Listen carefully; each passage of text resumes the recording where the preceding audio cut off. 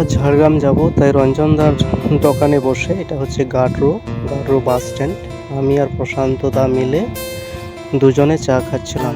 চা খাওয়া শেষ, দোকানের বাইরে দাঁড়িয়ে ওয়েট করছি বাসের জন্য।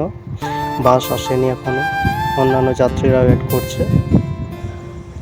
এই বাস আসছে বোধহয়, এই বাসটা চলে আসলো। চলো বন্ধুরা, চলে যাওয়া যায়। যাত্রীরা সবাই উঠছে, তো আমিও উঠে পড়লাম বাসে।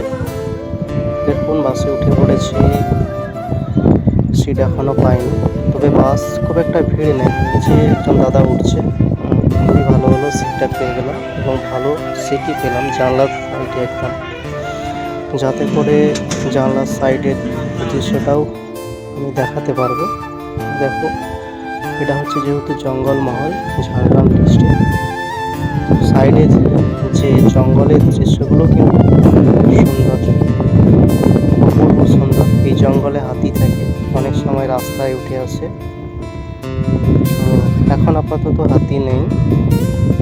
এখন জানলার ধারে আমি বসে আছি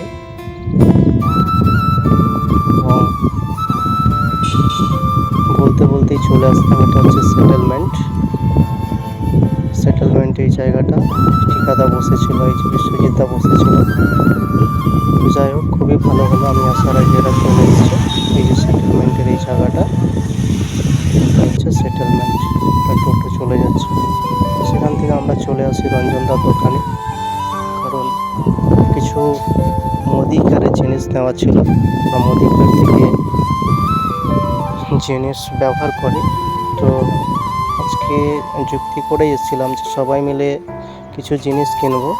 তো দেখলাম বিশ্বজিৎদা বা ঠিকাদা এরা মাল করছে, অনেকই মাল নিয়েছে, আর প্রায় হয়ে যাবে 15-20 হাজার টাকার মাল।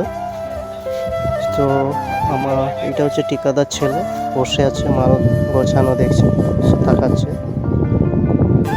দেখুন, অনেকই মাল নিয়েছে বিশ্বজিৎদা।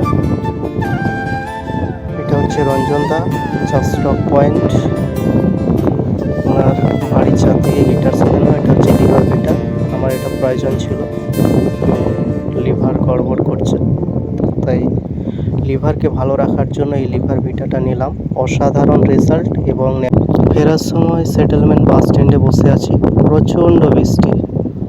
দেখুন, স্কুলের মেয়েগুলো বিশ্রামাগারে এসে দাঁড়িয়েছে।